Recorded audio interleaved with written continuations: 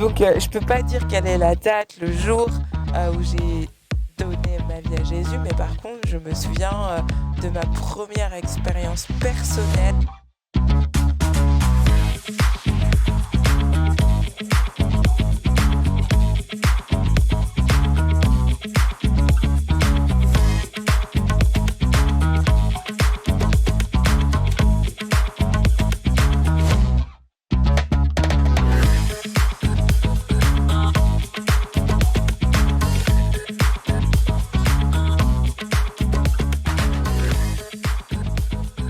Bonjour, je suis très heureuse de vous retrouver aujourd'hui pour notre émission de 15 ans après. C'est un plaisir d'être avec vous aujourd'hui. Alors, pour cette émission très spéciale, nous avons Jessica et Angélique sur le plateau. Je suis très heureuse d'être avec vous aujourd'hui. Comment est-ce que ça va les filles ? Bah ça va très bien, un petit peu stressée, on attend de voir un petit peu ce que tu nous réserves, mais ravie d'être là. Ça va aussi très bien. Très bien. Contente d'être ici. Ok, donc je vais vous laisser vous présenter un petit peu quand même en 2-3 minutes. Nous dire un peu qui vous êtes. En 2-3 minutes. Alors, moi je m'appelle Jessica, j'ai 29 ans. Je suis à l'église maintenant depuis 22 ans, je crois, si je dis pas de bêtises. Donc, depuis toute petite, j'ai grandi à l'église. Donc, j'ai fait un petit peu toutes les étapes. Donc, la super église, la SHR, la 2D. Et j'ai toujours évolué dans la louange depuis la super église, d'ailleurs, avec Angélique. Et ça me permet de lui passer la main, même si ça fait pas encore 3 minutes. Donc bonjour, moi c'est Angélique. Donc moi j'ai 30 ans. Je suis conseillère en insertion professionnelle dans la vie de tous les jours. Voilà, je suis à la louange ici. Moi aussi j'ai commencé à la super église, donc je pourrais pas vous dire exactement ça fait combien de temps que je suis à l'église, mais plus de 18 ans. Donc moi aussi j'ai évolué avec Jessica depuis la super église. Je suis passée à la SHR, à 2D aujourd'hui. Et voilà, on continue notre petit chemin. Voilà. Donc les filles, alors pour commencer, j'aimerais qu'on parle un petit peu de votre période d'adolescence, parce que c'est une période un peu compliquée pour tout le monde, où il y a des gens qui... tout va bien, ça se passe extrêmement bien. Mais j'aimerais parler un petit peu de votre adolescence et comment est-ce que vous avez vécu votre adolescence. On dirait que c'est moi qui dois commencer. Allez Jessica. Ok. Moi, je dirais que... alors déjà, ce qu'il faut savoir, c'est que mon adolescence, elle a commencé à Lyon. Parce qu'en fait, j'ai déménagé avec mes parents pendant 3 ans, entre mes 10 ans et mes 13 ans à peu près.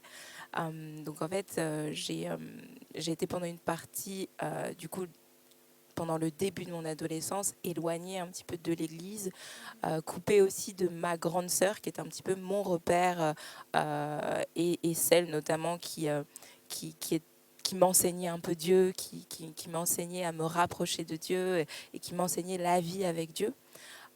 Donc c'était une phase vraiment sensible de ma vie, lors de laquelle j'ai eu un petit peu... J'étais confrontée finalement à beaucoup de traumatisme, beaucoup de peur, beaucoup de rejet, voilà, qui ont fait que finalement j'ai pris un petit peu une direction qui n'était pas celle que j'aurais aimé prendre peut-être, que ce soit émotionnellement, familialement, à l'école, etc. Donc c'était un petit peu compliqué cette phase-là. Ensuite finalement on est revenu à Paris et donc là c'est comme si j'avais recommencer un petit peu tout à zéro. Et c'est à ce moment-là, justement, que j'ai intégré la SHR et que j'ai découvert un petit peu tout ce qui s'y passait. Mais c'était, on va dire que tout ce que j'avais eu comme mauvaise semence auparavant commençait à porter du fruit. Et je commençais voilà, à chercher un petit peu ma place, mais j'avais comme une double vie parce qu'il y avait la vie de l'église dans laquelle j'essayais de me développer, Mais il y avait aussi la vie de dehors où j'essayais de répondre aux attentes un petit peu de la société, aux attentes du monde. J'essayais de plaire, j'essayais d'être acceptée, quitte à parfois faire des compromis par rapport à ce que je savais ne pas être bon ou ne pas être bien. Donc voilà, mon adolescence a été, on va dire, un peu les montagnes russes. Voilà, j'ai toujours su que je voulais vraiment vivre pour Dieu, que ma vie allait tourner autour de Dieu à un certain moment, mais c'était très difficile de faire le choix d'être différente, d'accepter parfois d'être rejetée. Donc du coup, émotionnellement, c'était vraiment compliqué pour moi, je pense, mon adolescence. Mais je voudrais revenir un peu sur cette partie où tu disais que tu as subi du rejet, mais pourquoi est-ce que tu as ressenti ça? Est-ce que c'était à cause de la famille? Est-ce que c'était à cause de l'école? Il faut savoir que à Lyon, je vivais dans un quartier très, comment dire ça de façon, j'étais dans un quartier assez aisé. Et en fait, dans mon école, on était peut-être 3 noirs. Ok. Voilà, on va dire les mots, hein, on était 3 noirs. Donc j'ai grandi avec des petits blonds aux yeux bleus et avec un certain donc critère de beauté et une certaine norme dans laquelle j'arrivais pas à me retrouver finalement. Et ça a été cette phase où, voilà, où je commence à on commence à avoir des formes, on commence à devenir la femme qu'on va être. Et en fait, je ne collait pas aux standards en fait de mon environnement. Du coup, d'emblée, je me sentais différente, je me sentais rejetée de l'environnement dans lequel j'évoluais en fait, malgré moi. Ouais. Donc ça a été le premier sentiment de rejet que j'ai pu vivre. Après, j'ai eu un contexte familial aussi qui était très compliqué, donc j'ai pas réussi à trouver finalement la safe place qu'on peut avoir dans la famille et qui permet parfois de contrebalancer. Donc j'ai dû me débrouiller avec ce que j'avais, c'est-à-dire avec mes pensées, avec mes émotions. Et malheureusement, elles n'étaient pas forcément en ma faveur. Mes pensées et mes émotions ne me servaient pas forcément de la bonne manière. Donc l'une des solutions que je trouvais, c'était d'essayer de plaire autour de moi, essayer de me changer, voilà, essayer de ressembler à des personnes à qui je pourrais jamais ressembler avec autant d'efforts que je puisse appliquer. Mais tu faisais quoi? Dans ma façon de m'habiller, dans ma façon de me coiffer, j'essayais de rentrer dans certains standards. J'assumais clairement pas qui j'étais parce que j'avais l'impression que qui j'étais, c'était mauvais par rapport à l'environnement dans lequel je vivais. Donc je ne savais pas en fait qui j'étais. J'étais vraiment en train de chercher comment est-ce que je peux être acceptée, comment est-ce que je peux rentrer dans ce moule dans lequel il semble que je doive absolument rentrer. Enfin, c'était vraiment, rien que d'en parler là, c'était vraiment difficile. J'avais l'impression que je ne pourrais pas être acceptée, je ne pourrais pas être aimée et donc je ne pourrais pas être heureuse en fait finalement. Et toi, Angélique? Moi, je suis la plus petite de ma fratrie. Donc, j'ai 9 ans d'écart avec ma sœur juste avant moi. Donc, du coup, j'ai grandi quand même un peu seule parce que tout simplement, mes frères et sœurs, ils étaient déjà plus grands que moi et ils faisaient déjà leur vie. Voilà, j'avais une sœur qui était encore là parce que celle juste avant moi, en fait, elle était partie de chez moi assez rapidement et l'autre, elle était encore, je vais pas dire une Tanguy, mais elle était encore un peu chez moi avec ses enfants et enfin chez mes parents avec ses enfants. Donc du coup, entre guillemets, c'était ma deuxième maman. Mais bon, c'est avec elle que j'ai grandi. Et donc, pour moi, ça a été un peu compliqué l'adolescence, mais comme beaucoup de jeunes, j'imagine, parce que j'ai dû trouver des copines, trouver des personnes avec qui rester, tout simplement. Et ces personnes n'avaient pas une bonne influence sur moi. Voilà, j'ai grandi à l'église, mais on sait que le monde influence beaucoup, enfin les gens autour de nous, parce que c'est avec eux qu'on est toute la semaine. Il faut dire ce qu'il y a. Et à l'église, voilà, c'est juste le dimanche, parce qu'à l'époque, j'allais que le dimanche, même pas le vendredi. Donc du coup, les personnes qui m'influençaient, c'était les gens qui étaient là avec moi la semaine. Et ils n'avaient pas une bonne influence sur moi. En fait. Et donc c'était très compliqué, mais moi l'adolescence c'était compliqué parce que j'étais très tournée vers les garçons et ça me prenait une grande partie de ma vie. D'ailleurs en fait j'ai grandi avec mon père et ma mère, mariés, d'ailleurs ils sont toujours mariés, ils sont là, mais moi j'ai eu un père qui était présent, comment dire, financièrement, voilà, il pourvoyait à mes besoins voilà, financier, tout ce que j'avais besoin, matériel, voilà, merci. Mais émotionnellement, il n'était pas présent. C'est-à-dire que lui-même, il a même pas grandi avec son papa, donc il savait pas, il n'a pas eu de modèle, et il savait pas comment se comporter avec une fille, parce qu'il en avait déjà 2 avant, mais avec une fille et tout simplement avec ses enfants, quoi. Donc, moi, j'ai souvent cherché l'affection masculine parce que j'avais personne qui me disait ma chérie, etc. Mon père, il était là. Mais un jour, il m'a appelé ma chérie. J'étais choquée. Mon cœur, il a fait boum, boum, boum. J'ai dit, il m'a appelé ma chérie. Waouh, c'est quoi? Mais pour un père, c'est normal. Normalement, pour des filles, même toi, c'est normal d'entendre ton père t'appeler ma chérie, t'es belle, etc. Je t'aime, moi, waouh, aussi déjà, c'est un événement. Franchement, déjà, ma chérie, ça a chamboulé mon cœur. Donc, parce qu'il y avait ses copains, je crois, il était dans le mood, là. Mais j'étais choquée, j'ai dit, waouh, bon, déjà, t'imagines ça. Donc, moi, franchement, il fallait un garçon, il fallait quelqu'un qui puisse me dire, t'es belle, ou... Les filles, elles me le disaient, ma mère et tout, mais ça ne suffisait pas. Donc j'avais besoin de ça. Donc, effectivement, mon adolescence a été compliquée parce que j'étais beaucoup influencée par mes copines qui étaient pas dans... Elles n'avaient pas une bonne influence du tout parce qu'elles-mêmes, elles fréquentaient beaucoup de garçons. Et puis d'ailleurs, j'ai commencé à faire beaucoup de bêtises à cause de ces fréquentations. Parce que ma maman était très stricte et... moi, c'était justement, je devais aller jouer en bas, enfin, rester en bas avec mes copines. Dès qu'elle voyait un garçon venir, elle surveillait, elle dit Angélique, tu montes. J'ai dit comment ça je monte? Et je monte parce qu'il y avait des garçons. Pour elle, il fallait pas que je sois là avec des garçons. Elle savait pas, elle pouvait s'imaginer des choses, je pense, mais voilà, donc t'imagines le genre de maman que j'ai eu. Donc pour te dire comment j'ai pu, mais bon, après j'étais assez astucieuse, j'ai pu trouver des techniques pour aller voir mes copains. Oui, t'avais des techniques, justement. Voilà, c'est ça, ouais. Donc voilà, donc mon adolescence, c'était comme ça. C'était une adolescence. Ouais. Ouais. C'est intéressant, très très intéressant d'entendre ça parce que c'est ce que je dis très souvent, c'est qu'on se connaît depuis des années, mais on ne connaît pas forcément la vie de l'une ou de l'autre.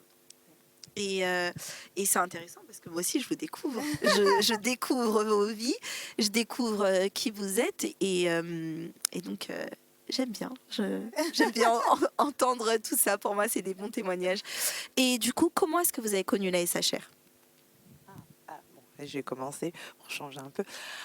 Moi, j'avais une copine de l'église avec qui j'ai grandi à la super église qui venait, elle, à la SHR. Elle habitait pas très loin de l'église à l'époque, à Saint-Denis. Et donc, elle m'a dit, viens à la SHR. Donc, je me suis dit, moi, je faisais rien les samedis.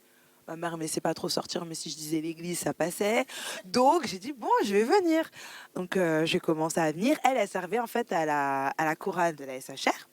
Et je me suis dit, j'ai pas envie de rester toute seule de l'autre côté et les regarder faire la louange, etc. J'ai dit, bon, je sais pas trop chanter, mais je vais venir avec vous, juste parce que je voulais pas rester toute seule. Donc j'ai intégré la chorale de la SHR et depuis ce jour-là, j'ai pas quitté la chorale de la SHR. C'est-à-dire que C'est trop drôle, mais comment Dieu nous piège? Ouais, vraiment. Comment Dieu nous piège? Déjà, comment Dieu l'a piégée. En plus de ça, elle s'est dit, je sais pas chanter. Vous avez déjà entendu Angélique chanter? Non, mais vraiment. Non, mais sérieux. Mais comment tu peux dire que tu savais Non, pas mais chanter? à l'époque, pour moi, je savais pas chanter. Enfin, je chantais comme ça, tu vois, mais personne m'a dit oui, tu sais chanter. Bon, t'as une C'est pas vrai, base, et c'est après, pas je vrai, savais- c'est pas vrai, c'est pas vrai. Quand on était à la super église, Oui, c'est vrai. tout le monde savait qu'elle savait chanter. Non, mais Elle participait au spectacle et on C'est- non, chantait c'est vrai. ensemble pour les Effectivement, spectacles. c'est vrai. Mais pour moi, il y avait des gens qui chantaient beaucoup mieux que moi. Donc j'y allais, voilà, tu vois. Je voyais les autres, ah non, mais bon, je chante. Je chantais juste, quoi, tu vois. Mais au-delà de ça, au-delà de mon ami, parce que je suis venue, mais après, j'étais pas forcément régulière à la SHR, j'ai une coach qui s'appelait Josua à l'époque. Je sais pas si tu l'as connue. Et en fait, elle, vraiment, c'était un amour. C'est-à-dire qu'elle venait elle habitait à Versailles, moi j'habitais à Houille, mais elle était en transport, elle était capable de me chercher à ma gare pour me ramener à l'église et tout. Donc vraiment, j'ai eu quelqu'un qui s'est occupé de moi, qui m'a accompagnée en fait dans mes débuts, qui m'a aidé comment dire, à me rapprocher de Dieu, sans forcément me dire Jésus, tu vois, mais dans son amour pour moi, je sais pas, j'avais envie de m'investir. Bon, c'est pas réussi totalement, mais elle m'a accompagnée. Mais, du coup, parce que vu qu'on parle de la SHR, autant le dire maintenant. Direct. Parce que tu m'as raconté une fois un truc. Que tu disais à ta mère, oui, je vais à la SHR, etc. Mais Oui, t'allais elle m'a pas à la raconté ça. SHR. T'allais pas. Et Effectivement. ta mère, elle savait en plus. Ta mère, elle Effectivement. savait. Et ta mère, elle t'a jamais rien dit. Non. Elle savait que tu faisais des bêtises. Elle a jamais rien dit. Non. Non, mais après, c'est vrai que, bon, comme je t'ai dit, j'étais la dernière et mes frères et sœurs, ils ont fait enfin, je dis énormément de bêtises, bah, avec mon regard, voilà. Ils ont fait quand même pas mal de bêtises. Et ma mère, en fait, moi, je pense que j'étais un peu son espoir, tu vois. Elle s'est dit, c'est ma dernière. Je peux pas, il faut que Dieu l'attrape parce que sinon ça va être chaud, quoi. Et elle va faire comme les autres. Et bah, mes frères et mes sœurs, ils ont tous eu des enfants avant le mariage et tout. Bon, c'était un peu compliqué pour ma mère parce que c'était vraiment quelque chose qui lui tenait à cœur, que ses enfants puissent se marier, avoir des enfants dans le mariage et tout.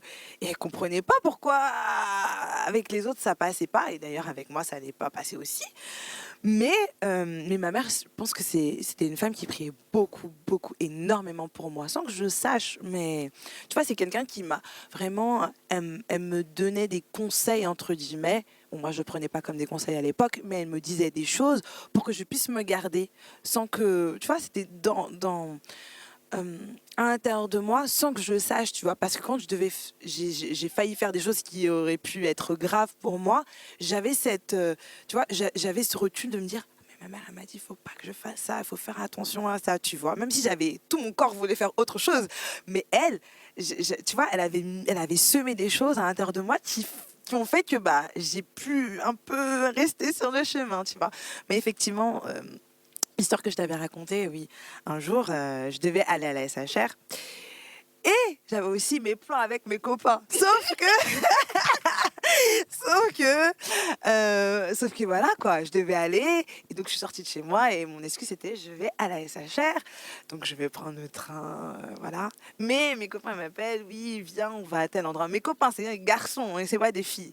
Donc, voilà, mais les garçons m'appellent, oui, viens, on va là et tout. J'ai dit, non, il faut que j'aille à l'église, venez avec moi. Non, non, non, eux, ils voulaient pas aller. Donc, c'était soit je cède, soit voilà. Donc, j'ai cédé. J'ai dit, bon, allez, c'est pas grave, ma mère, elle va croire que je vais à l'église. Le temps que j'aille à Saint-Denis, que je revienne, non, on a le temps jusqu'au soir, quoi. Et Josua, justement, était en contact avec ma mère, mais moi, je ne savais pas forcément, voilà. Et donc je vous raconte ça un peu, c'est un peu flou dans ma tête, mais j'essaie de me souvenir. Et donc, bah, je fais ma vie, je vais avec les garçons et tout. La SHR se déroule. Moi, je n'étais pas du tout là-bas. J'ai même pas pris le train d'ailleurs. Je suis restée dans ma ville. Et j'étais chez les garçons là, avec qui j'aurais pas dû être. Et donc, je rentre le soir comme si je rentrais de la SHR. Ma mère, elle me dit rien. Elle me laisse faire ma vie. Elle ne me dit rien du tout. Ça va? Oui, ça va. C'était bien? Oui, c'était bien. Ok. Mais entre-temps, elle avait déjà appelé Josa pour savoir si j'étais bien arrivée, est-ce que tu as vu Angélique et tout. Elle lui a dit que non, elle ne m'avait pas vue, que je n'étais pas venue. Comment ça, je l'ai envoyée. Voilà, mais elle ne m'a rien dit. Jusque-là, elle ne m'a rien dit. Je pense qu'elle priait parce que c'est... Voilà. Et un dimanche, donc, je ne sais pas si c'était 2 dimanches ou un dimanche après, Mais moi, je priais pas, hein. Je priais pas du tout.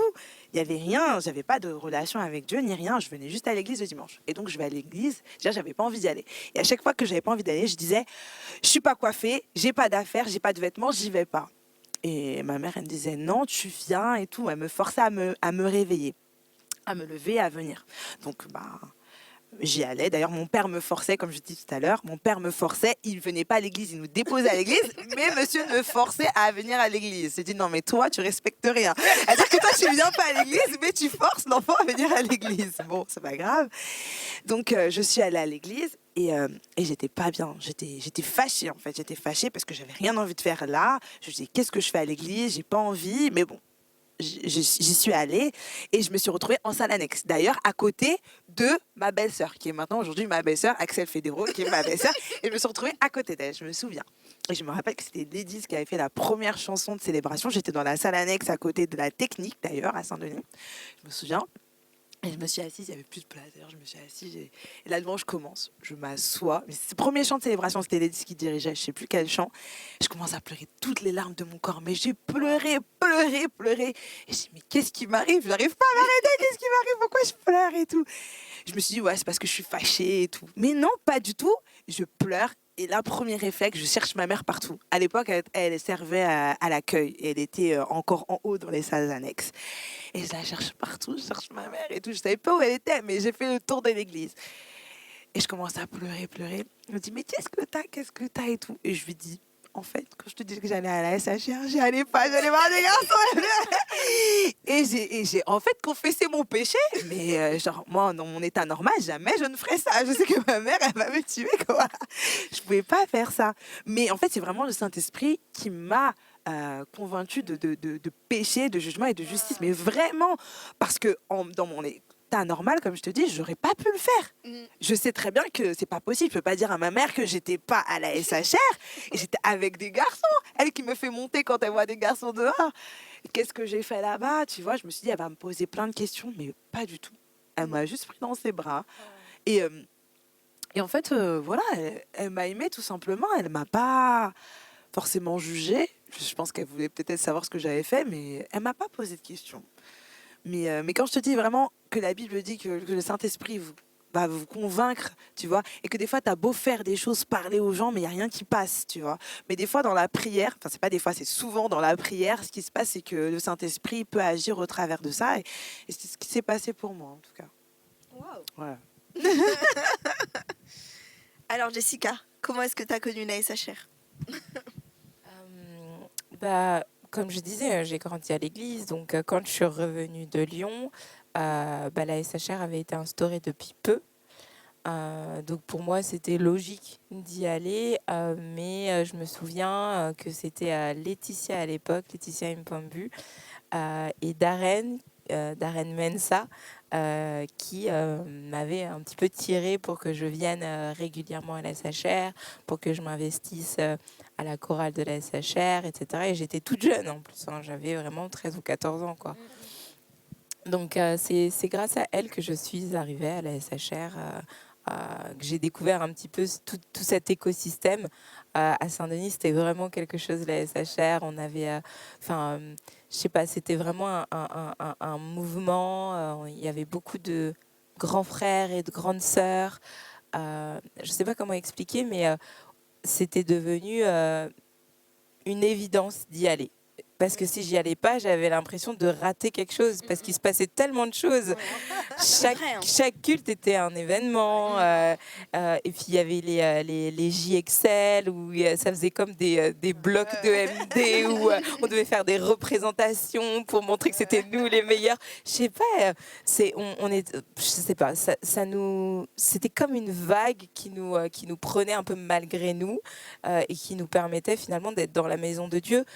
Même si on n'était pas encore sauvés, même si on vivait pas encore la vie qu'on devait, au moins on était au bon endroit avec les bonnes personnes et on était en train de recevoir toutes les semences qui aujourd'hui ont porté leurs fruits et continuent de porter leurs fruits, en fait.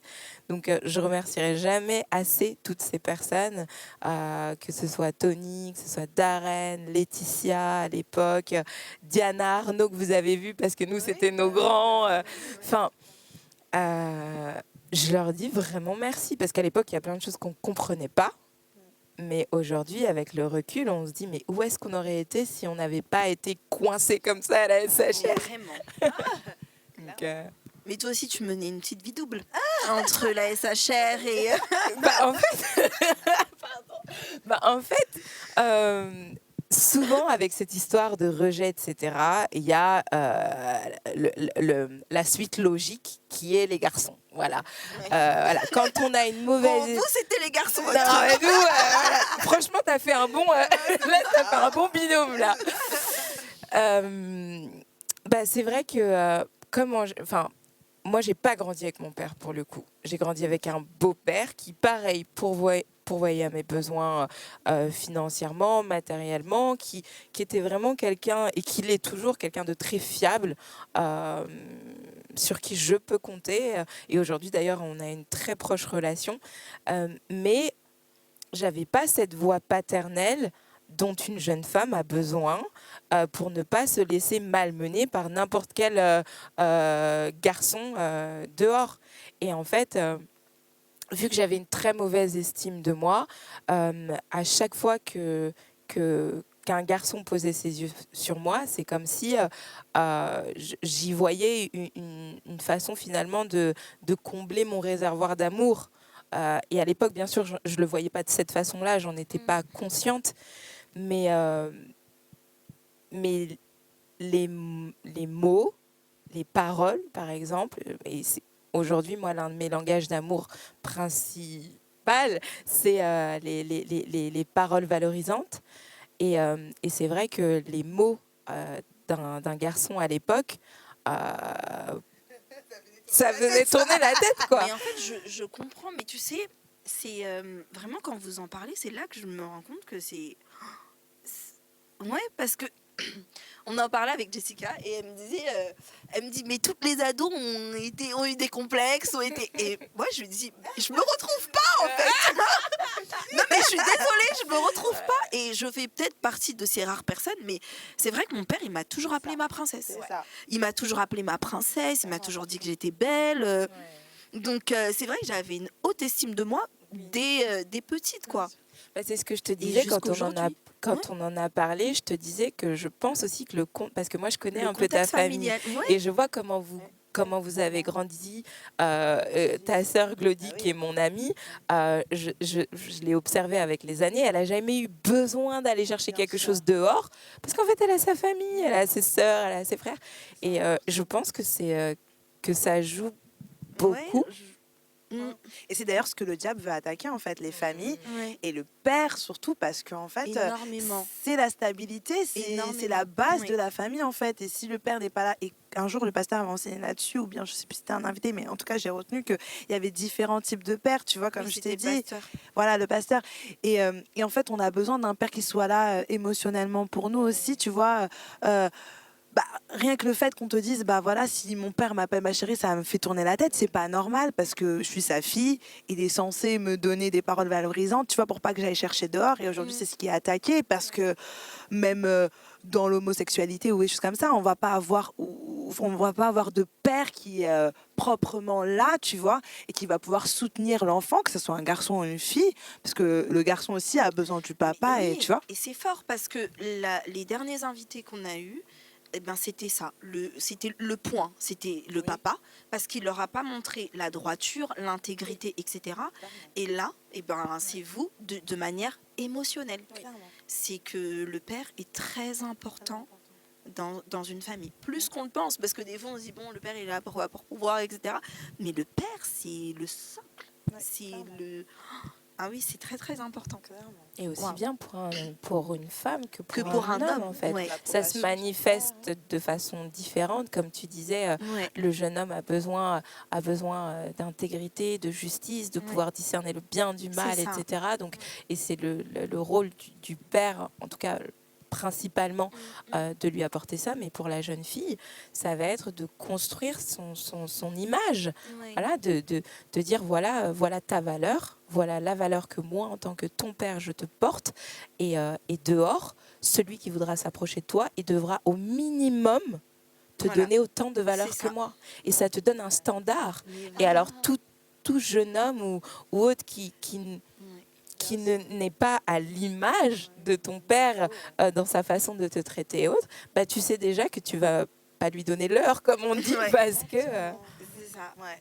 Et du coup, comment est-ce que vous avez réussi à combler ça? Comment en fait vous avez réussi à passer cette phase, à prendre de la valeur et Bah, Celle qui chante Ouais. des chansons de papa. en fait, moi, il y a une personne qui a eu un rôle fondamental dans ma vie et qui est arrivée justement quand j'avais 13 ans. Et cette personne, c'est monsieur Ryan Rougerie, ouais, on le connaît tous. qui est arrivé et en fait qui a commencé à construire l'image de ce qu'est un père dans ma vie. Il était en contact avec ma mère. Donc parfois, à 13-14 ans, je me disais que j'avais envie d'aller dans des mariages. Alors que ma mère n'était pas invitée, que mes parents n'étaient pas invités. Mais moi, j'étais invitée. On va savoir pourquoi. Et un jour, comme ça, il a appris par surprise que... par hasard, il a appris que je devais aller dans un mariage. Et là, il me pose quelques questions. Oui, mais tu vas avec qui à ce mariage? Il y aura qui à ce mariage, etc. Je lui dis, c'est moi, j'y vais toute seule, etc. Et là, il appelle ma mère et lui dit, Jessica ne bouge pas si elle n'est pas avec un couple, des parents ou des adultes qui vont venir la chercher et la ramener. Maintenant, il fallait les trouver, ces personnes-là. Donc, résultat, j'ai pas pu aller au mariage. Et j'étais tellement fâchée, justement, parce que j'avais l'impression qu'il gâchait mes plans. Ça, c'était une petite anecdote, mais c'est pour dire, en fait, que tout d'un coup, il y a quelqu'un qui est arrivé dans ma vie et qui a commencé à m'aider à mettre de l'ordre en étant cette voix que j'avais jamais eue auparavant. Et qui a commencé à m'apprendre quelle est ma valeur et à me dire, Jessica, je ne veux pas que tu t'habilles comme ça. Pas parce que tu dois t'habiller comme une nonne ou machin. Non, parce que voilà ce que tu vaux et voilà ce qu'une personne qui vaut ça, voilà comment une personne qui a cette valeur doit s'habiller. Et pour moi, c'était vraiment quelque chose de nouveau. Et il y veillait. C'est-à-dire qu'à l'église, il me passait au scan pour s'assurer que tout est à sa place, etc. etc. Il me corrigeait quand il me voyait avoir certains comportements avec les garçons, etc. etc. Mais en fait, il y avait vraiment cet aspect correction, mais il y avait aussi l'aspect vraiment amour, ce côté où tu es précieuse, tu es la fille de Dieu et tu es sa princesse et tu ne dois pas permettre qu'on te traite de telle ou telle manière. Et il m'a vraiment accueillie dans sa famille, donc c'était pas que lui, il y avait aussi Valérie Rougerie qui ont eu un peu ce rôle de parents spirituels à l'époque qui m'ont montré comment éduquer en fait dans la foi finalement. Et pour moi, ça a été vraiment un élément déterminant parce qu'il m'a accompagnée dans toute mon adolescence. Je pense qu'il a dû s'arracher tellement de cheveux avec moi. Mais il a pas... Parce qu'en plus, j'avais un caractère. Hein. Bon, je confirme. Ceux qui me connaissent savent que j'avais un caractère, mais il a pas lâché, alors que pourtant il n'avait pas vraiment d'intérêt à le faire en fait. En fait, il est arrivé à la super église quand nous on partait. Et en fait, il a commencé à dire tous ces enfants qui n'ont pas un bon témoignage, qui n'ont pas de vie de prière, qui ne lisent pas la Bible, etc., vous allez vous asseoir, je ne veux pas vous voir à la louange. Et moi, ça m'avait vraiment... ça m'avait bouleversée parce qu'à la super église, on était des enfants rois, parce qu'on avait des talents, etc. Je me suis dit... Et c'est là qu'on voit en fait que l'enfant a besoin de ça. Donc on s'est dit, mais c'est la première personne qui nous remet à notre place et qui nous dit, voilà, l'église, c'est Jésus. Si tu n'as pas Jésus, tu vas le chercher avant de prendre un micro dans la maison de Jésus. Et du coup, quand il a fait ça, je me suis dit, mais qui est cet homme? Et du coup, j'ai commencé à aller le chercher. Et sa réponse a été, ok, tu veux que je travaille avec toi? Bon, allons-y. Et c'est comme ça a été la première étape, on va dire, pour commencer à sortir de ce problème d'avoir besoin d'aller chercher de l'affection à gauche et à droite. Et bien sûr, la seconde étape, ça a été quand moi, j'ai commencé à développer personnellement une relation avec Dieu. chose qui aurait été très difficile et qui était très difficile parce que je n'avais pas la conscience de ce qu'est un père et de comment se relationner avec un père.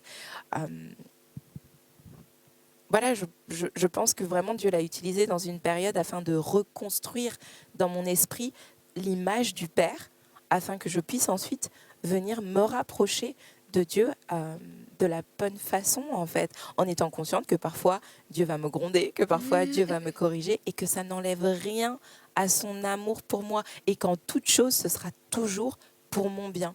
Oui. Et toi, Angélique? Ben moi, bon, c'est pas pareil que Jessica, c'est différent parce que du coup, ben, moi j'ai vécu plusieurs phases hein, parce que comme je t'ai dit, voilà, la SHR m'a vraiment aidée à devenir, à servir en fait, tout simplement apprendre à servir, à être fidèle parce que franchement, depuis que je suis allée à la SHR, après j'ai pu quitter. Bon, j'ai une petite phase où, avant d'intégrer la louange de la SHR, j'ai voulu, comment dire, amener encore avec moi des garçons, enfin, une copine du collège, qui, elle, a apporté avec elle amené avec elle des garçons. J'ai dit, mais qu'est-ce que tu fais avec ces garçons encore? Bon, bref, voilà. Et j'ai eu la phase où elle-même, elle m'a dit, viens, on va à tel endroit. Donc, je la suivais aussi. J'ai même fugué de chez moi. Euh, Franchement, j'ai fait des choses, je sais même pas, enfin, comment dire, enfin, je veux dire, j'étais à l'église depuis que j'étais petite, mais effectivement, l'église n'a pas, tu vois, il m'a pas influencé plus que ça. Et j'avais une grande influence, enfin, les copines avaient une grande influence sur moi, une mauvaise d'ailleurs. Mais moi, en fait, avec ces choses-là, ça a fait que ça a créé de mauvaises choses en moi. C'est pour ça que si et du coup, là, je m'adresse aux personnes qui nous écoutent. Si tu peux garder ton cœur, vraiment, si tu peux te garder de faire, d'avoir certaines expériences, c'est vraiment... C'est la meilleure chose parce que quand après on a ces expériences-là, c'est très difficile d'en sortir en fait parce qu'on a des influences. Déjà, on a certains esprits à l'intérieur de nous, tu vois. Bah, et tu commences à t'intéresser aux garçons, tu as envie de faire d'autres choses qui sont pas forcément celles que tu dois faire. Et en fait, tout ça, ça crée de mauvaises choses dans ton cœur. Même si tu étais bien parce que voilà, tu étais à l'église, etc., et que tu étais un peu gardé, et ben, ça crée des mauvaises choses dans ton cœur et tu as du mal. Et en fait, quand tu viens à l'église et que tu essayes d'être sérieuse à l'église, ces choses-là, elles ressortent, en fait. Et tu veux t'attacher encore aux garçons, mais comme si tu es dans le monde, sauf que tu n'es pas t'es plus dans le monde et que tu es censé avoir donné ta vie au Seigneur, tu vois. Et moi, j'ai eu cette phase où avec des garçons à l'église, voilà, je sortais avec eux, mais bon, il n'y avait rien forcément de sérieux. Ou bien, moi, je veux que ça soit sérieux, mais eux, c'était pas trop sérieux, tu vois. Et j'avais du mal à me sortir de là. En fait, j'avais du mal clairement à me sortir. Je sais pas comment Dieu a fait, mais j'avais du mal à me sortir des garçons, quoi, de cette influence qu'ils avaient sur moi, de cette attirance que j'avais. Je pense que c'était un esprit qui était à l'intérieur de moi, parce que au final, je comprends pas ce que, voilà. Mais comme je t'ai dit encore pour retourner au papa, c'est vrai que moi, mon père me disait jamais, il m'a jamais dit t'es belle. Donc les gens me disaient mais t'es trop belle et tout, je dis merci et tout, je suis gênée, mais genre ils disaient mais tu fais exprès ou quoi? Gênée quand Ouais, on disait que t'étais belle. mais parce qu'on m'a jamais dit, enfin, Ouais. à part ma Alors mère. qu'elle a mais- toujours été trop Ouais, belle. mais non, mais Mais je lui non, disais tout le temps, mais t'es vraiment trop belle, voilà, Angélique. Et puis elle me disait merci. Non, mais- Et je disais, mais parce que mon père m'a jamais dit, en fait, clairement, m'a jamais dit. Moi, je sais que mon mari, souvent, il dit à ma fille, elle est toute petite, elle a 8 mois, mais t'es belle, ma fille, t'es belle. Et moi, je suis en mode, oh, trop bien et tout. Mais parce que moi, j'ai jamais eu ça, en fait. Mon père, il était là, mais il me disait pas, t'es belle. Et c'est tellement important. C'est tellement important parce que, bah voilà, tu prends de l'estime, en fait, t'as de l'estime de toi parce que tu sais que la personne qui est importante dans ta vie te dit, t'es belle. Et donc moi, je me suis vraiment identifiée, entre guillemets, j'ai considéré comme mon père le pasteur Pedro parce que vraiment, il parlait dans ma vie. Il était loin de moi, j'ai jamais été très proche du pasteur, tu vois. J'ai pu travailler un peu avec lui quelques mois et tout, mais j'ai jamais été très proche de lui, mais pourtant, je le sentais très proche de moi, tu vois. Parce que à distance, je pouvais sentir qu'il priait pour nous, pas que pour Oui. moi, mais pour les gens de son église, tu vois. Et ça m'a beaucoup touchée. Et quand il parlait, en fait, je le prenais vraiment pour moi et je me disais, non, mon pasteur, il a dit ça, je fais ça, tu vois. Ce qui m'a gardé quand même aujourd'hui, parce que les gens avec qui on a grandi de la super église, tu peux voir qu'ils ont fait leur vie n'importe comment.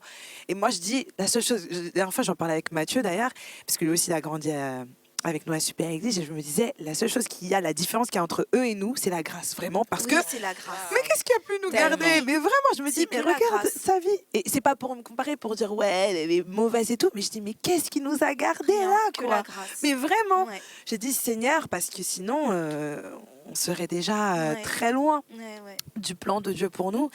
Et donc voilà, et donc je me suis vraiment, j'ai vraiment pris le pasteur Pedro comme mon père, même si voilà, il n'était pas proche de moi comme Monsieur Rennes, il pouvait être de Jessica, mais j'ai pris ses paroles et aussi vraiment l'amour de Dieu parce que je l'ai expérimenté, tu vois. Je peux dire que je peux témoigner aujourd'hui Oui. que j'ai fait des choses qui étaient pas belles du tout, et d'ailleurs je pourrais même pas le dire parce que waouh, la honte, tu vois, mais c'était des choses honteuses, tu vois, mais vraiment honteuses, mais vraiment honteuse. Et quand je reviens, je me dis, oh Seigneur, Angélique, c'est pas toi qui as fait ça, c'est pas toi qui as fait ça, mais vraiment, tu vois. Mais heureusement que Jésus elle est à la croix pour nous, tu vois. Parce que si je reviens en arrière et que je dis tout ce que j'ai fait, vous allez dire, toi, Angélique, t'as fait ça. Oui, moi, Angélique, j'ai fait ça. Mais bon, c'était l'ancienne. Mais vraiment, un jour, il y a un invité qui est venu. C'était Nathan Maurice. Il est venu à l'église et je te promets, je n'étais pas montée sur l'estrade parce que à l'époque, je servais et tout, mais des fois, je faisais des trucs, c'était pas, voilà. Et même des fois, je priais pas comme il fallait et tout. Et j'ai dit, hé, Angélique, ne monte pas sur cette estrade. Est-ce que ce monsieur-là descend sur toi? Et je voyais qu'il apprenait les gens, il dit, viens ici. Non, je dis, hé, il va voir ma vie, il va m'exposer devant tout le monde. J'ai dit, Seigneur, je peux pas et tout. Et donc, ce que j'ai fait, c'est que je suis restée dans le public, dans l'église, quoi. Mais j'étais pas très loin de l'estrade. J'étais là, je priais, je dis Seigneur, pardonne-moi et tout. Mais j'en pleurais vraiment Dieu, pas parce que je devais monter sur l'estrade après, parce que je reconnaissais que, waouh, t'avais les médiocres, quoi, change, parce que, voilà, parce que sinon, si tu meurs, tu vas vraiment aller en enfer. Ta vie n'est pas bonne, tu vois. Ouais. Et j'avais ce témoignage à l'intérieur de moi, mais il y avait quelque chose qui me retenait dans mon passé, en fait, dans les choses que je devais pas faire. C'était, waouh, c'était quelque chose quand même, hein. Et donc, et vraiment là, j'ai vu que Dieu m'aimait parce que j'ai dit non, Seigneur, tu peux pas. Voilà quoi. En fait, je vous explique. Donc, Nathan Maurice, voilà, il dit. Je vous explique le moment. J'étais dans le public et tout, et donc on commençait à prier, commençait à appeler les gens et tout. Je disais Seigneur et tout. Et moi, je priais Seigneur, pardonne-moi et tout. Je veux plus faire ça, je veux plus être comme ça et tout. Mais j'étais vraiment en pleurs, et tout. J'étais par terre. Et à un moment, j'étais là en train de sauter, mais je me disais pas qu'il me regardait parce que voilà, je me disais même pas qu'il était sur mon côté, il était de l'autre côté là-bas. Et j'étais en train de sauter, Seigneur, aie pitié de moi, aie pitié de moi. Et j'entends appeler la jeune femme là. Je dis, moi j'ai même pas fermé les yeux, j'ai dit c'est pas moi, non, c'est pas moi. Et je vois son assistant, il vient à côté de moi, j'ai dit non, c'est une blague. Et je crois que j'allais tomber dans les pommes. Là, c'est pas sur l'onction, c'est que j'allais tomber dans les pommes. J'ai dit, what, qu'est-ce qui se passe? J'ai dit vraiment, qu'est-ce qui se passe? Il va m'exposer là, c'est sûr, je suis cuite.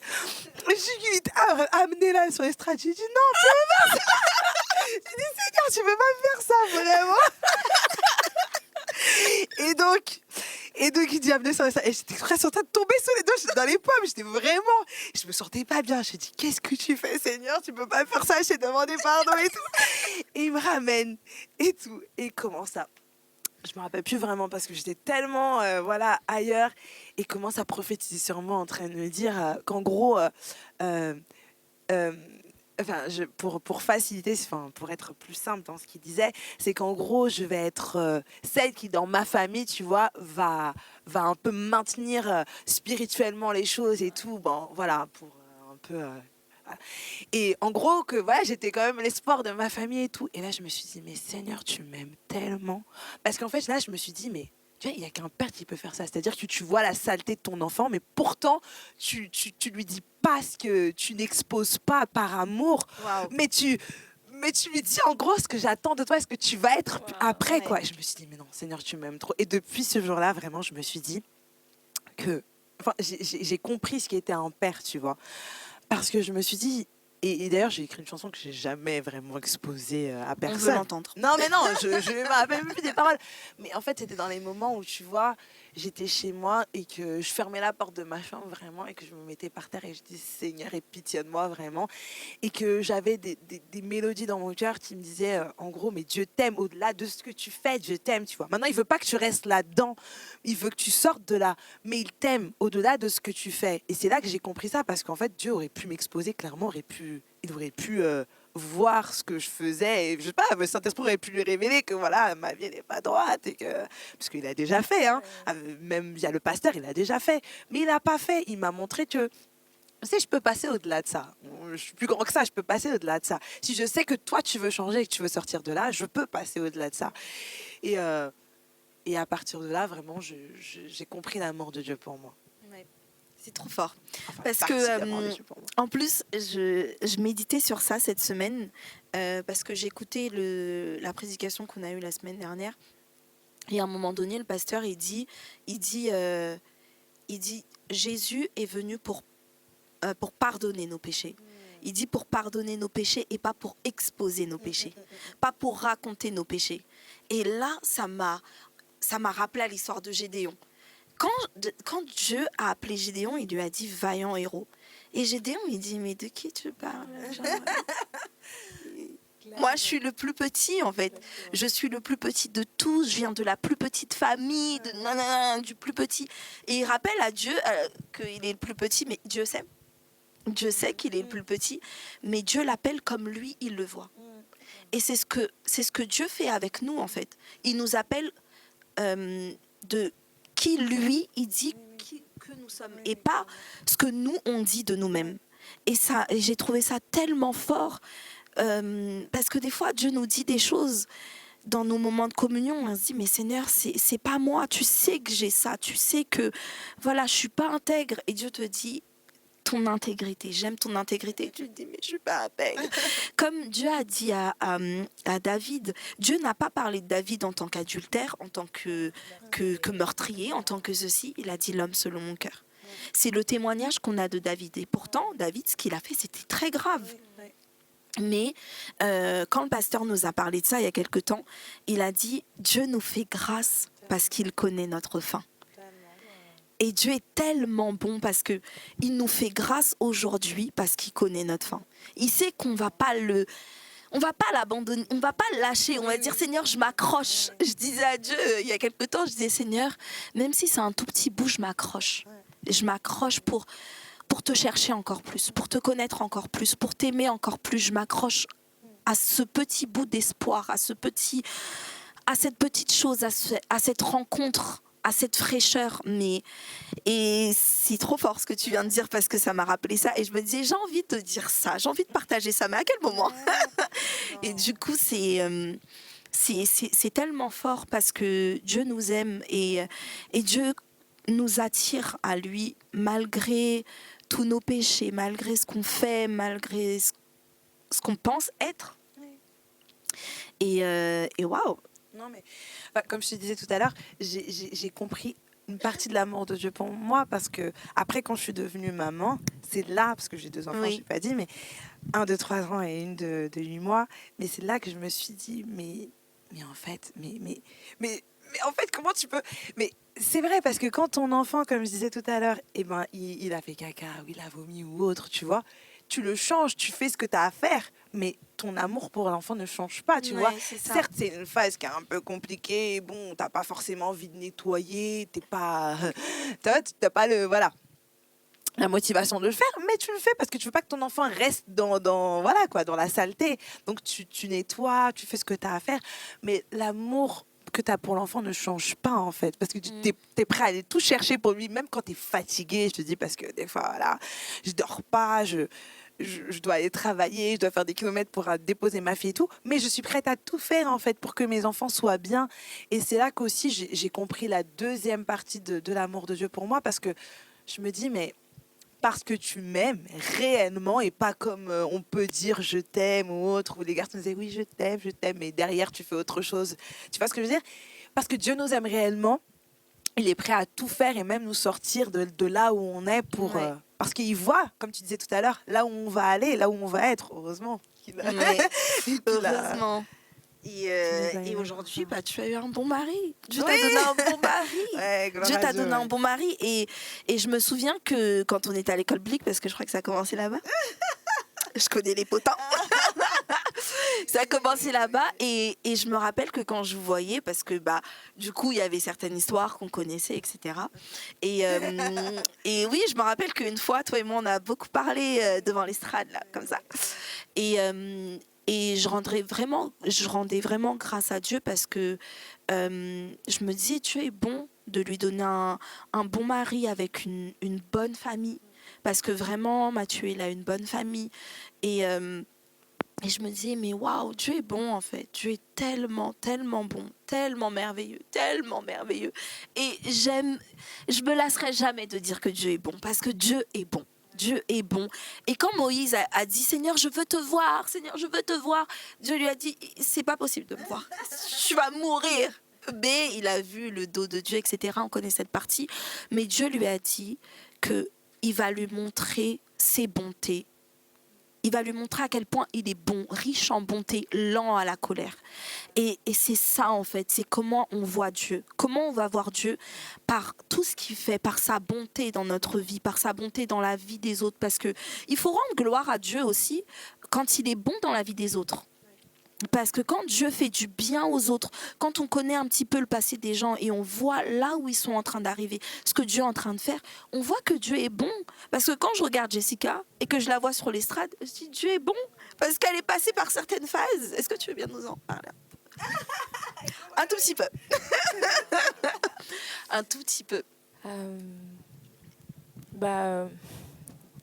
Ça me touche beaucoup ce que tu dis parce que parce que on parle de la bonté de Dieu, mais je pense que il y a son versant qui est la fidélité de Dieu. Et c'est qu'en fait, quand Dieu nous choisit et quand Dieu décide de créer une histoire avec nous, il nous tourne pas le dos. Et parfois, on se serait même tourné le dos à nous-mêmes, tellement on est déçus par nous-mêmes. Mais Dieu, lui, ne nous lâche pas. Et il a une façon de travailler dans nos vies. Quand on grandit, on commence à comprendre son leadership dans notre vie, sa façon de nous faire grandir. Et ça passe par parfois nous mettre un peu dans un trou.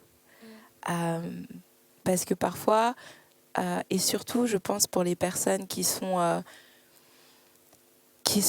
dans des domaines visibles comme la musique, etc., je pense que Dieu a besoin vraiment de nous cacher afin d'aller travailler dans notre vie, d'aller casser les choses qui plus tard nous casseront s'il ne les enlève pas. C'est ça.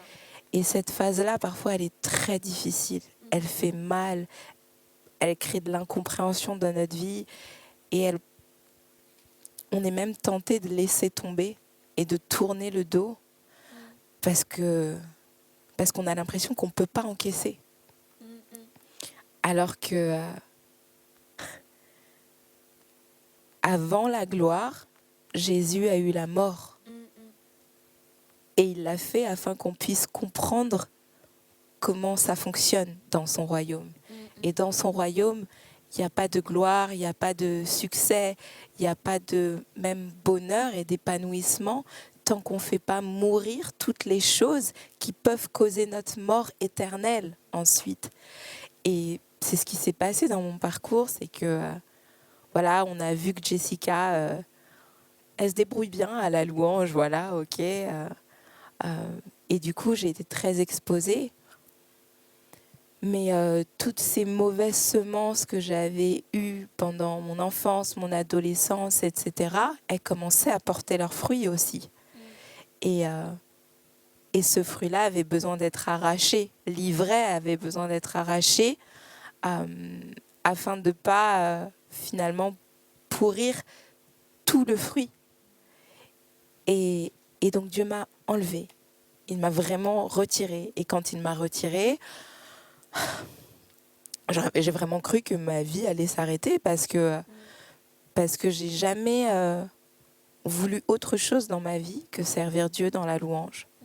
Même pas parce que je pensais que je chantais bien ou parce que ceci ou parce que cela. Non, c'est parce que la louange, c'est vraiment ce qui m'a sauvée. La louange et la musique, c'est le moyen par lequel Dieu est venu me trouver. Il y a tellement de personnes que je trouve qui chantent tellement mieux que moi. Si on me demandait ma force, ce serait jamais ma voix que je donnerais. Je suis juste fascinée par la façon dont Dieu peut venir me rencontrer par des notes de musique, par une mélodie, la façon dont il peut changer les dispositions de mon cœur, me faire passer de la tristesse à la joie, de la peur à l'espérance, juste avec quelques notes de musique. Il a réussi à m'avoir comme ça. Et très tôt. Donc du coup, je ne me vois pas faire autre chose dans ma vie que tout lui donner dans la louange, et que la louange devienne aussi le moyen, que ma louange devienne aussi le moyen par lequel il va pouvoir faire la même chose avec d'autres personnes. Et du coup, il m'a enlevée. Et quand il m'a enlevée, j'ai cru que tout allait s'arrêter. J'ai cru que ma vie n'avait plus de sens, puisque pour moi, c'était ma raison de vivre. Mais c'est là qu'il a commencé à me faire passer de l'enfant à l'adulte spirituel. C'est-à-dire que ma vie, ce n'est pas la louange, ma vie, ce n'est pas l'adoration. Ma vie, c'est celui que j'adore. Et là, il m'a fait découvrir celui que j'adore. Jésus a dit ça à la femme samaritaine, vous adorez ce que vous ne connaissez pas. Alors, vous avez comme une sensation de justice, mais c'est du vent, c'est de la paille. Viens et je vais te faire connaître qui est celui que tu adores. Et une fois que tu l'auras fait, tu ne feras plus jamais demi-tour. Parce qu'une fois que tu as goûté, une fois que tu as vu qui est celui que tu adores, toutes les choses de ce monde peuvent s'écrouler. Parce que toutes ces choses vont passer. Dans le ciel, je ne pense pas qu'il y aura de leader de louange. Tu vois. Donc finalement, la louange, c'est quelque chose qu'on fait ici sur terre. Diriger la louange. Mais quand on sera au ciel, on aura tous les yeux rivés sur Jésus et sur sa beauté, sur sa magnificence, sur sa majesté. Et notre retour, notre réponse naturelle, tout comme les anges dans le ciel, ce sera de dire « Waouh, saint, saint, saint est l'agneau de Dieu ». Alors, Dieu a détaché mon identité de ce que je fais, afin que je puisse devenir ce que je dois être, en dehors de ce que je fais. Et ce monde est expert à nous faire croire qu'on est défini par ce qu'on fait, au lieu de mettre l'accent sur qui nous sommes. C'est ça. Et du coup, on est trompé. Si tu es visible sur les réseaux sociaux, alors c'est que tu es aimé ou c'est que tu réussis. Si tu as beaucoup d'argent, c'est que tu réussis. Si tu as telle position dans la vie, alors c'est que tu réussis. Alors que l'enseignement de Jésus, c'est si tu veux gagner ta vie, tu dois la perdre. Alors toutes ces choses qui semblent te donner la gloire, tu dois les abandonner si tu veux vraiment vivre. C'est ça l'enseignement de Jésus. Et pendant toute cette phase-là, Dieu est venu à ma rencontre. Et même si ça faisait mal de ne pas être là où j'aimerais être, ce que j'ai gagné en retour, c'est une relation solide avec Dieu, une relation profonde qui fait qu'aujourd'hui, je peux dire assurément que je ne dépends plus de ce que les gens vont dire à mon sujet, de l'amour ou pas des gens envers moi, mais je dépends totalement de lui, en fait, parce que j'ai goûté que en fait, le seul bonheur qui dure, qui peut durer et qui est inaltérable, il se trouve en Jésus. Et pas dans les choses que tu fais ou dans ce que les gens vont dire à ton sujet. Aujourd'hui, avec Jessie Home, etc., les gens peut-être m'applaudissent, etc., mais demain. Ouais. Et demain, tu vois, tout comme Jésus, au début c'était Hosanna, Hosanna au fils de David, et puis après c'était crucifiez-le. Est-ce que Jésus a perdu confiance en son Dieu? Est-ce qu'il a perdu pour autant euh, de vue la mission pour laquelle il était sur la terre? Non, il savait que son identité, il ne l'attirait pas des gens, il ne l'attirait pas de ce siècle présent, mais il l'attirait de son Père et de la relation qu'il avait avec lui. Et Voilà. c'est très, très, très, très important. Parce que c'est... on a besoin de connaître Dieu. Et c'est comme Jésus disait, c'est la vie éternelle, c'est qu'ils te connaissent. Et c'est ça en fait, c'est ça d'être chrétien, c'est connaître Dieu, c'est une poursuite de sa présence, c'est une poursuite de qui il est, c'est une poursuite de connaître les facettes de Dieu, de ne pas chercher la main de Dieu, parce que la main de Dieu, on va la voir, on va la voir. Franchement, il y a des gens, des fois, ils prient et ils ont des choses, mais connaître Dieu, c'est ça qui fait toute la différence, savoir qui il est, ça nous donne de l'assurance. Ça me donne des fois, mais Sarah, t'es remplie d'assurance. Mais en fait, je suis remplie d'assurance envers qui Dieu est. Je sais qui Dieu est. Tu vas pas m'ébranler. Je sais que il est mon Yahvé Rapha. Il est l'Éternel qui me guérit. Il est mon Dieu. Il est mon Yahvé. Il est éternellement bon, éternellement fidèle, éternellement juste. En fait, Dieu ne change pas. Dieu ne change pas. Et comme Dieu ne change pas, on peut s'appuyer sur qui il est. On peut s'appuyer sur sa fidélité. On peut avoir confiance en Dieu. Des fois, je dis, Seigneur, j'ai confiance en toi parce que je sais que toi, tu ne changes pas. Et ça me fait penser à une histoire, l'histoire de David quand il a fait le dénombrement et Dieu était fâché. Il lui a dit, mais pourquoi est-ce que tu as fait ça? Et là, Dieu lui dit, ok, bon, je te donne 3 choix. Et il lui a donné 3 choix de punition. Et il y en avait une, si je me rappelle bien, il y en avait une, c'était que ses ennemis allaient le battre ou quelque chose comme ça. En tout cas, ça concernait les hommes. Il y en avait une autre, c'était une plaie contre... il y aurait une plaie de 3 jours sur tout Israël, etc. Et il y en avait une autre où il y avait une troisième plaie. Et David a dit, je préfère tomber entre les mains de Dieu, entre tes mains, plutôt que dans les mains de l'homme. Parce que Dieu est compatissant. Dieu est tellement bon. Dieu est miséricorde.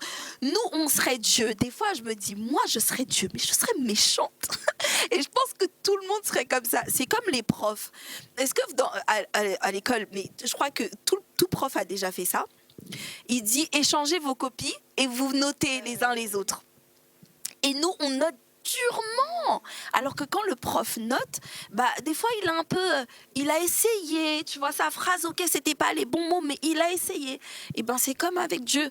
Nous, les uns les autres, on va être durs. Alors que Dieu va être tellement bon avec nous, tellement patient. Et c'est pour ça que c'est important de chercher Dieu, de chercher le cœur de Dieu, de chercher à le connaître, de savoir qui il est, plutôt que de chercher juste la main de Dieu. Seigneur, je veux un meilleur travail, je veux être connu, je veux être reconnu. On s'en fiche de tout ça, sérieusement. C'est tellement pas important. C'est pas important. Et c'est Dieu qui élève. Et quand c'est Dieu qui nous élève, il n'y a personne qui peut nous ébranler. Il n'y a personne qui peut nous enlever. Alors que quand c'est l'homme, il dit, bon, lundi, j'aime bien que tu sois là, mais mardi, par contre, je t'aime pas trop, donc je t'enlève. Mais quand Dieu nous choisit, voilà, c'est comme Saül et David. Les hommes ont choisi Saül, Saül, voilà. Mais quand Dieu a choisi David, même quand Absalom, son fils, a tout fait, David est revenu parce que c'était sa position, c'était sa place, c'était là où Dieu l'appelait. Et c'est ce qu'on doit chercher. Chercher l'approbation de Dieu et pas l'approbation des hommes. Et je pourrais en dire encore plus. Mais j'aimerais savoir comment est-ce que vous avez rencontré Dieu. Comment est-ce que vous avez eu ce temps de rencontre avec Dieu, parce que vous avez été à l'église toute votre vie. Mais donc on peut pas. Quand est-ce que vous avez accepté Jésus? Peut-être à 8 ans, mais c'était peut-être pas vrai. Mais quand est-ce que vous avez eu un temps vraiment de rencontre et vous vous êtes dit là, je peux plus faire marche arrière?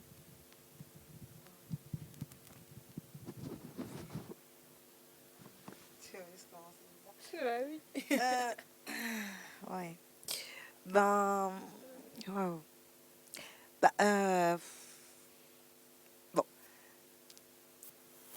il faut que je me remette les choses dans la tête. Moi, ça a été quand j'ai... Enfin, avant ça, j'avais déjà développé une relation avec Dieu parce que, bon, voilà, peu importe le niveau de ma relation avec Dieu, mais j'avais déjà commencé à la développer. Parce que comme je te disais tout à l'heure, ouais, il y a certains événements qui m'ont fait arriver devant Dieu et voilà, je suis comme ça, aide-moi à changer.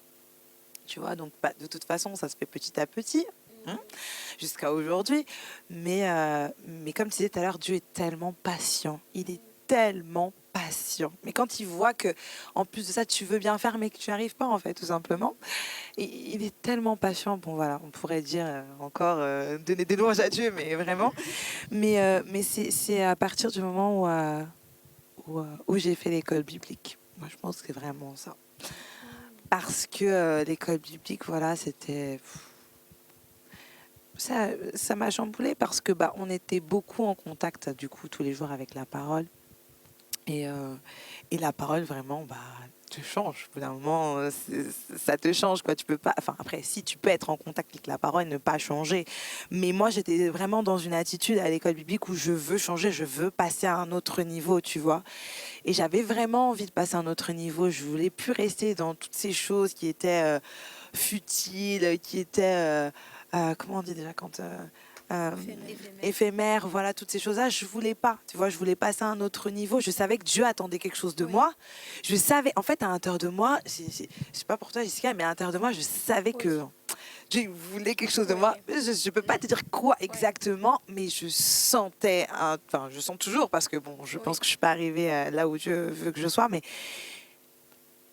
je sentais cet appel, tu vois, où sois sérieuse parce que j'ai besoin de faire des choses avec toi. Et comme j'ai besoin de faire des choses avec toi, il faut que tu sois sérieuse parce que sinon je ne vais pas pouvoir t'utiliser, tu vois. Mais je sentais à l'intérieur de moi. Et c'est pour ça que, voilà, je ne vais pas citer des noms ou quoi, mais dans certaines relations, voilà, dans une certaine relation, on m'a dit, bon, c'est soit c'est moi, soit c'est l'école biblique, tu vois. Parce que, voilà, la personne ne voulait pas forcément que je fasse l'école biblique. C'était pas dans ses plans. Et j'ai dit, ok, très bien, de toute façon, pour moi, c'est Dieu. Clairement, j'ai goûté que Dieu était fidèle et que Dieu était bon pour moi. Et je ne peux pas dire non à Dieu pour un homme, pour tu vois, une personne qui voilà, te dit oui aujourd'hui, mais demain, c'est pas ce que ça sera. Et j'ai dit non, moi, c'est Dieu. Ok, voilà, on arrête là, on fait nos vies, mais moi, ce sera Dieu. Et à partir de ce moment-là, tu vois, je me suis dit, non, je ne peux pas faire marche arrière, Seigneur. Je te fais confiance parce que de toute façon, j'ai que toi.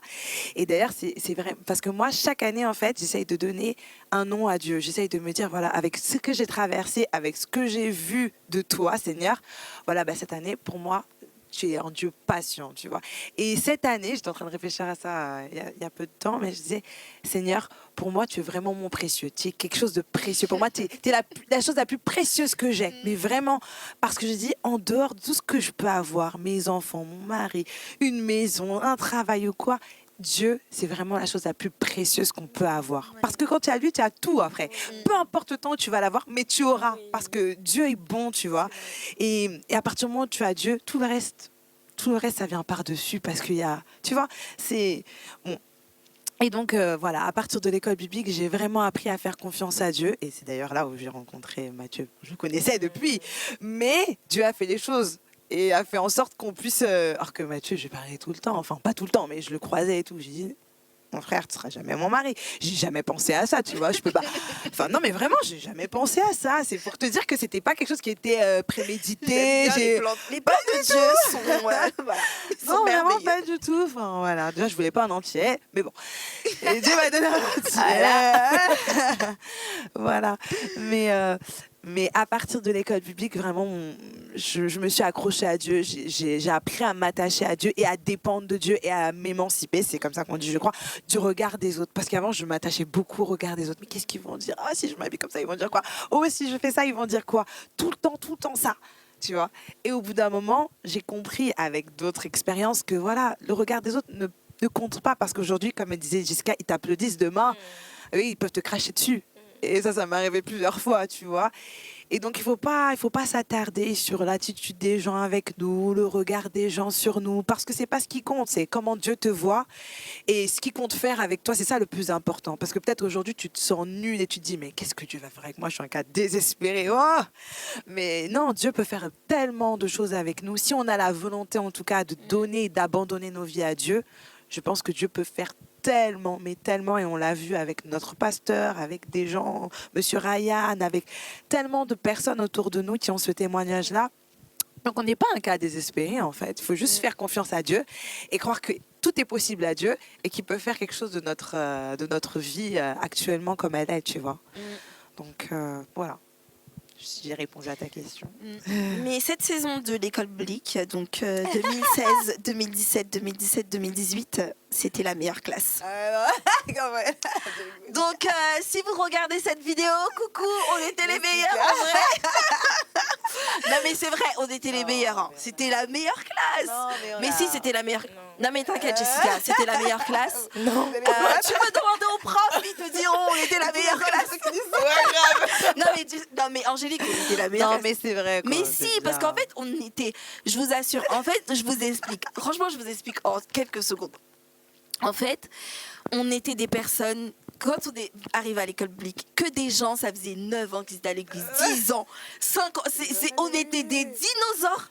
On était des dinosaures et je crois qu'en fait, on est arrivé là avec une telle faim, une telle soif de la présence de Dieu. On était vraiment, mais dans une telle expectative, Seigneur, on veut te voir, on veut te rencontrer, que je vous assure, nos cultes, nos cours, c'était incroyable. Mais c'était vraiment incroyable. Et vous pouvez demander aux profs qu'on était la meilleure classe. Bref. C'était une courte pub. J'espère que l'école biblique va revenir. Hein, parce que y en a, vous avez besoin de faire, c'est trop bien. Donc Jessica.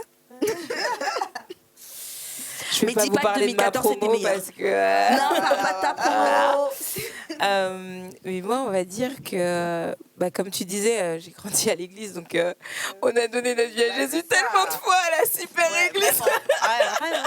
Voilà, donc je peux pas dire quelle est la date, le jour où j'ai donné ma vie à Jésus, mais par contre, je me souviens de ma première expérience personnelle avec Dieu, c'est-à-dire en dehors de l'église, en dehors du cadre de la maison. C'était chez moi, dans ma chambre. En fait, c'était une phase où encore un garçon j'avais 16 ans et en fait, pendant quelques mois de ma vie très condensée, cette personne avait vraiment, mais c'était vraiment diabolique, c'est vraiment de l'oppression, parce que cette personne avait vraiment pris une place énorme dans ma vie, dans mes pensées, en très peu de temps, tu sais. Et du coup, ça me donnait l'impression qu'on se connaissait ou qu'on était ensemble depuis, je sais pas, 5 ans, alors que c'était quelques mois. Et en fait, finalement, à la fin, cette personne a révélé son vrai visage. Et en fait, mon cœur s'est vraiment brisé en 1000 morceaux. J'avais jamais ressenti une douleur émotionnelle aussi forte. Je savais même pas qu'on pouvait... Non, mais c'est vrai, parce que j'avais tellement donné, et c'est pour ça, mesdemoiselles, protégez vos cœurs, parce que ça peut tellement détruire une vie, détruire une jeune femme, de donner son cœur à la mauvaise personne. Et d'ailleurs, c'est pour ça que Dieu veut qu'on le lui donne à lui. Comme ça, au moins, il n'y a pas de risque. Mais vraiment, ce moment-là de ma vie, c'était... j'en suffoquais, je ne savais pas quoi faire. Et j'étais tellement désemparée ce jour-là, que je suis allée dans ma chambre et en fait j'ai éteint les lumières et j'ai mis de la louange à Stéphanie Gretzinger. C'est pour ça que je l'aime autant. Voilà. Voilà. Et en fait j'ai pleuré toutes les larmes de mon corps en écoutant les paroles de la chanson. Et Et en fait, c'était un moment spontané où elle disait tu peux m'aimer plus en un seul instant que n'importe quel autre amour pendant toute une vie. Donc juste une expérience, une goutte de ton amour est plus intense que tout l'amour qu'on peut expérimenter pendant toute une vie. Et elle chantait ça en boucle, en boucle, en boucle. Et en fait, mon cœur a commencé à se ramollir, s'attendrir, se calmer. Et en fait, c'était vraiment surnaturel ce qui s'est passé parce que l'état dans lequel je suis rentrée était complètement à des antipodes de la façon dont je suis sortie de ce moment-là. Et c'est là que j'ai compris tout ce que les gens me disaient quand ils me disaient oui, tu sais, il faut que tu aies une relation avec Dieu, tu vas voir, ça va changer ta vie, etc. Parce que tout ça, c'était des mots pour moi. Mais quand j'ai expérimenté ce moment, je me suis dit, mais si c'était pas ce moment, comment j'aurais pu m'en sortir ? Parce que vraiment, j'étais en train de tomber dans une dépression. Et ce moment m'a vraiment bouleversée. Et c'est là que j'ai commencé à tous les jours venir devant Dieu. Et c'était par la louange, c'était avec la louange que j'arrivais à rentrer en moi-même, que j'arrivais à commencer à parler au Seigneur. Et j'utilisais les mots qu'il y avait dans ces chansons pour parler à Dieu. Et donc pour moi, ça a été là vraiment l'expérience. Et 2 ans après, j'ai été à l'école biblique. Mon école biblique, c'était l'année de la reprise de l'école biblique. C'est-à-dire qu'il n'y avait pas eu l'école biblique depuis plusieurs années. Quand on avait déménagé, c'était la reprise. Et bon, je ne vais pas faire de comparaison ou autre, mais je pense que de toute façon, toute personne qui a vécu sérieusement l'école biblique aura le même témoignage parce qu'il se passe des choses surnaturelles. De toute façon, à partir du moment où tu as des gens qui arrivent dans un endroit, qui ont tout laissé de côté pour venir chercher Dieu est obligé de répondre. C'est vrai. Dieu ne peut pas résister à l'expectative des gens, tu vois. Et donc, du coup, dans ces moments de 20 minutes, de 30 minutes, c'était 30 minutes les moments de croissance spirituelle. Mais qu'est-ce qui se passait des choses en 30 minutes, tu venais nous bouleverser à chaque fois avant la parole. Et puis après la parole, il y avait des moments d'onction aussi avec Monsieur Ryan, avec Monsieur Jean. Il se passait des choses surnaturelles et on baignait dans cette atmosphère qui n'est pas terrestre, clairement. Et cette phase aussi m'a bouleversée, m'a fait rencontrer Dieu d'une manière, m'a fait découvrir Dieu d'une manière. Et c'est là que j'ai compris que, comme toi, j'ai eu la conviction que Dieu voulait faire quelque chose avec moi. Et je me souviens qu'à la fin de mon école biblique, en 2015, c'était la fin de mon école biblique, on a eu le pasteur qui est venu au Festival des Jeunes et qui a fait un appel pour les gens qui voulaient servir dans le ministère. Et je me souviens, il y avait beaucoup de jeunes devant et il touchait certaines personnes. Et j'ai dit, OK Seigneur, s'il te plaît, je veux que tu me confirmes avec un signe que c'est bien par là que je dois aller. Et si c'est le cas, je ne lâcherai plus. Et en fait, quand il est venu, il m'a touchée. Et j'ai eu cette conviction dans mon cœur, OK Seigneur, tu viens de me confirmer que ma vie, ce serait le ministère et que j'allais te servir, que je n'allais pas devenir une businesswoman ou que j'allais pas... Non, que j'allais te servir. Et voilà. En tout cas, c'était très intéressant. On a passé un très bon moment et j'espère que vous avez aimé parce que, et surtout, que vous avez été bénis. Parce que moi, j'ai été très bénie. Donc, merci beaucoup les filles d'avoir été sur le plateau de 15 ans après. C'était un plaisir et surtout un honneur de vous accueillir sur notre plateau. Et puis, on vous souhaite une très, très bonne journée. Et je vous fais un gros, gros, gros bisou. Bye bye. Bye bye.